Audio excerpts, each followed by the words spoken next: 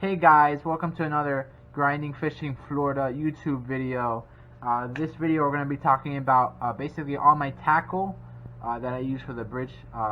Specifically just, rods, reels, anything that I use every time that I go on to the bridge. If you guys like the last video, just let me know in the comments. But if you guys are excited for this video, just giving, everyone more tips about what specifically I use, like, share, and subscribe.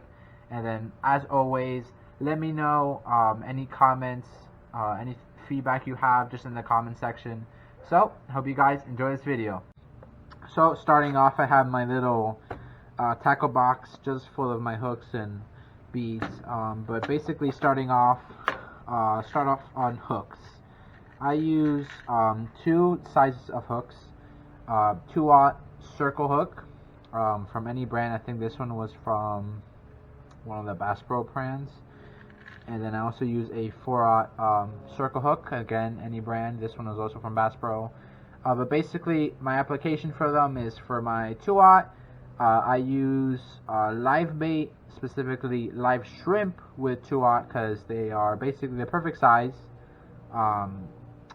for the bigger fish that won't swallow their hook in this mouth compared to a 1-aught hook, but it's still sturdy enough that it can still be considered a big fish catching machine, and that this won't overpower the shrimp.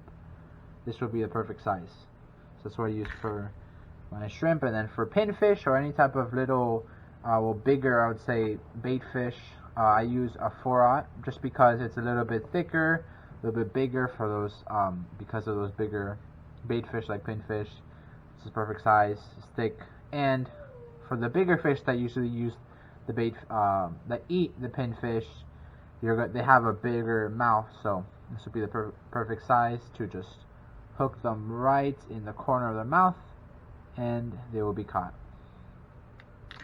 So I also, for my rig, I use beads, just so as every time that I use my swivel with a clip, the bead will catch it and not have it run over this little swivel.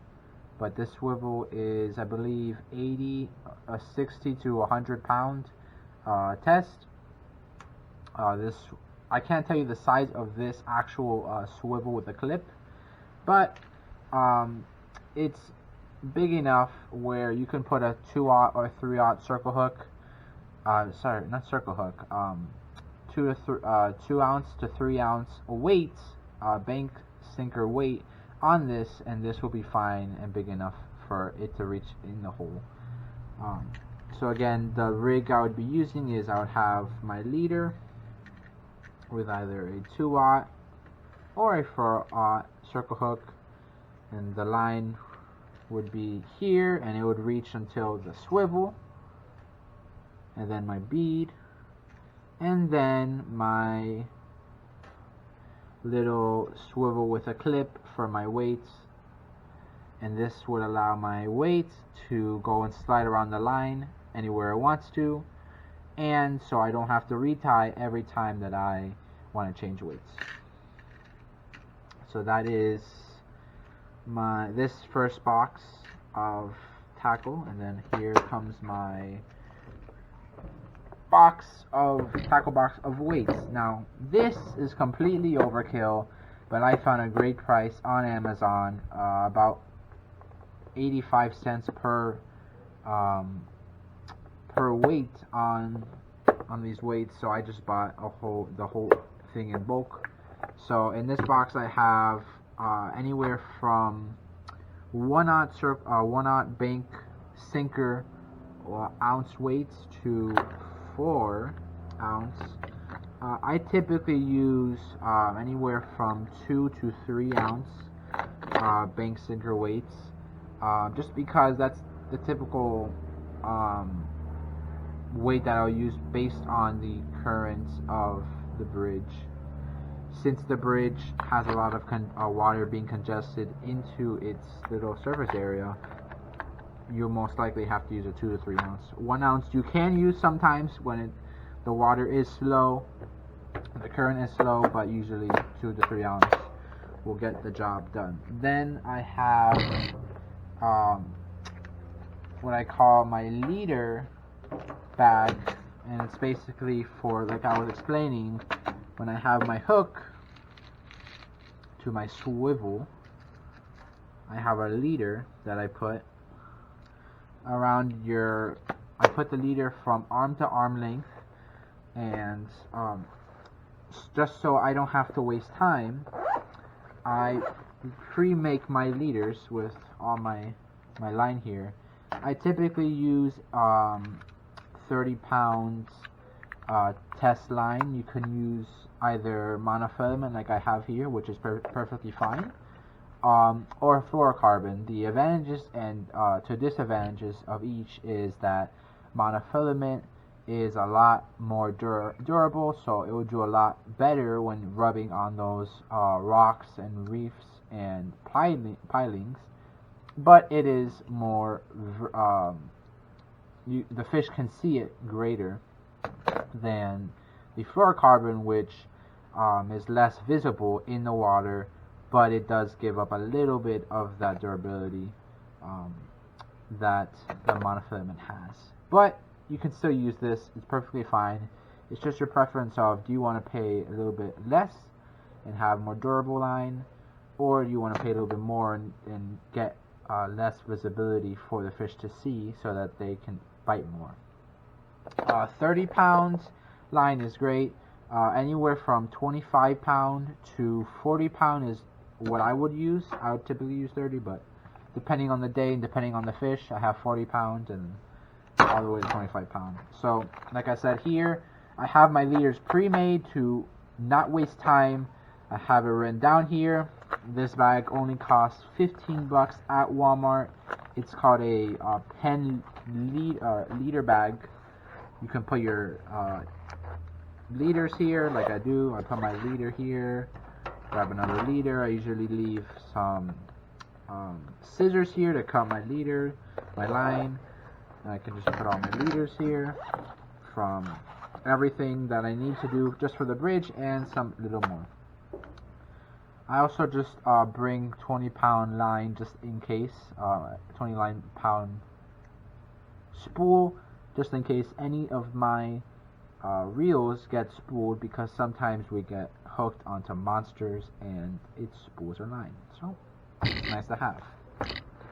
Now on to the I would say basic stuff until we get to the rods and reels. I always bring sabiki rigs or bait rigs, just so that when I see nice bait, I can go and grab my sabiki, just tie it up to my bait rod, and try to catch some nice bait that I don't have to pay for. So, then again, going to our, I guess, stuff for our live bait. Speaking about this, is a lid that I bought from Bass Pro. It fits any 5-gallon bucket. Basically, any 5-gallon bucket will work. Like, I'm using a Lowe's 5-gallon bucket for my live bait, but it has the little latch so that you can go and open into your bucket, catch your stuff, catch your bait. Your little aerator, which is a bubble box, 8-gallon aerator, up to 44 hours. So I know I'm going to be secure having this aerator on for a long periods of time, and because it aerates 8 gallons and I'm only have a 5-gallon bucket, I'm going to be perfectly fine with the fish. And the last thing before we get into almost the last thing that we would get into is having a set of pliers. Perfect. Gives you an excuse to not get your hands dirty picking up a fish or dehooking a fish. Even one of those toothy critters that you don't want to get your hands chomped on, you can just use a plier. Always have a bait knife, just in case I want to fillet my fish that I catch, or just my bait my dead bait, if I ever bring dead bait, good to have a knife. And my final thing would be a bridge net. Now, a bridge net is always, when you're targeting bigger fish, a great idea to bring it, because this gives you security when you have a big fish and you don't want to break off on your line next to the attached to the hook. So what you do is you lower this down, and you have rope, so you lower it down all the way to the water, and you get your fish to be inside the middle, and then you just lift it up. So it gives you security to get your fish without having a chance to lose it, and just also can bring the opportunity to release those fish a lot nicer and a lot safer for them, so that they have a greater chance to survive. Okay, so starting off on my rod and reel arsenal for bridge fishing, I have a 6'6" bait rod, a bait caster rod, which is rated for 8-pound to 7-pound line, and is a medium action rod to a bait caster, which has a gear ratio of 6:2:1. If you don't know what that is, you don't need to worry about it unless buying. So if you want to buy this, just search it up so you have a little bit of opinion. This reel and rod setup, this rod and reel setup, is what I use for my bait fishing. So these sabikis here is what I will put onto this rod, and I'll put a 1 ounce weight on the bottom of the sabiki, and I will catch my bait fish with this.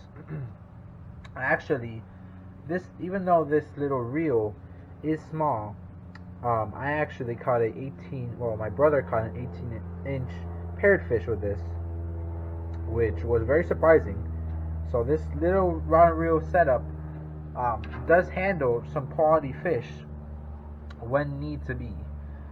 This is a budget fishing rod and reel setup. This was for about $40 on Academy. I will put the link to the description on this rod and reel setup for anyone who wants to get a little bait caster or a bait rod that lasts. That will definitely work, because that has lasted for about 2 years. Then I have a Shakespeare pier and surf combo. You can search this up on the internet at Bass Pro and on Shakespeare.com. They have this. It's the Catch More Fish series, and it is a 500 series spinning reel, and this is a 8-foot rod, medium heavy, I believe, medium action, and it's rated for 10 pounds to 25-pound line test, with it being 3 pounds, rated up to 3 pounds of weight. Not 3 pounds, 3 ounces of weight for your lures or for your weight. And then we have, going on to our next fishing reel and rod and reel setup, is a Zebco setup, which I bought from Walmart actually. I believe this is a 500 size reel.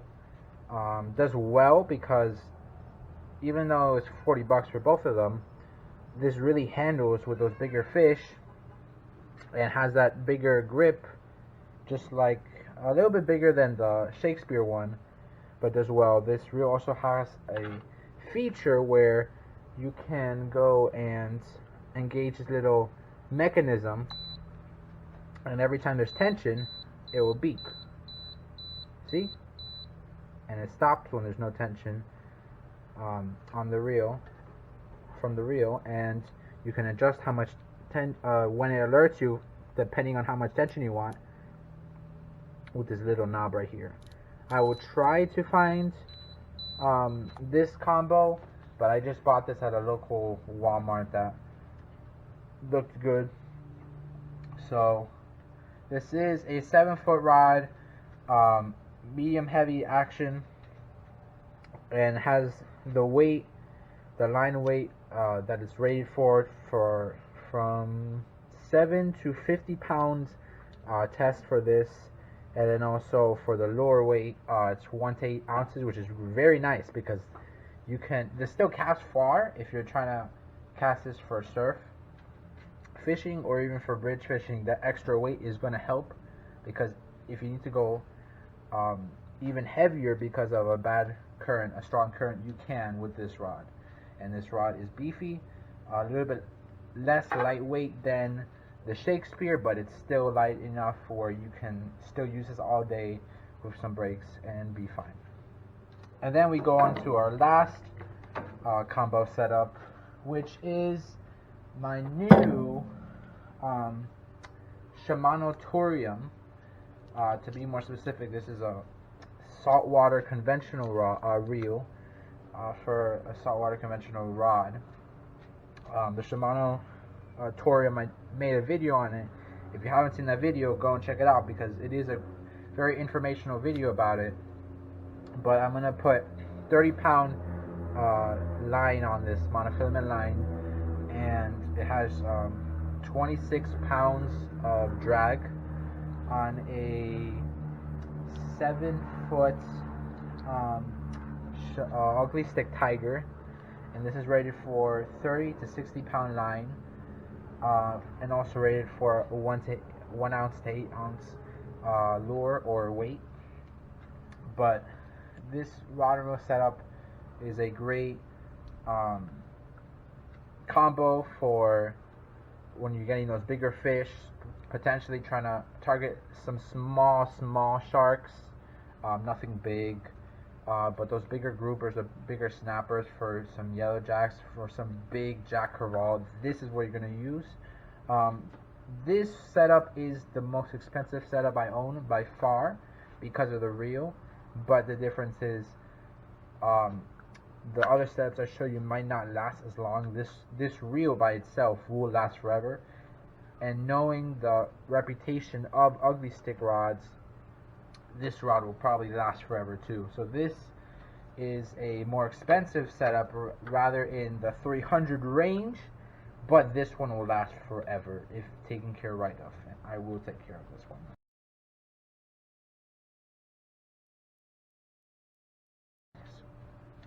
So that is pretty much it. If you guys enjoyed the video, like, share, and subscribe. Let me know what you thought about my bridge fishing collection.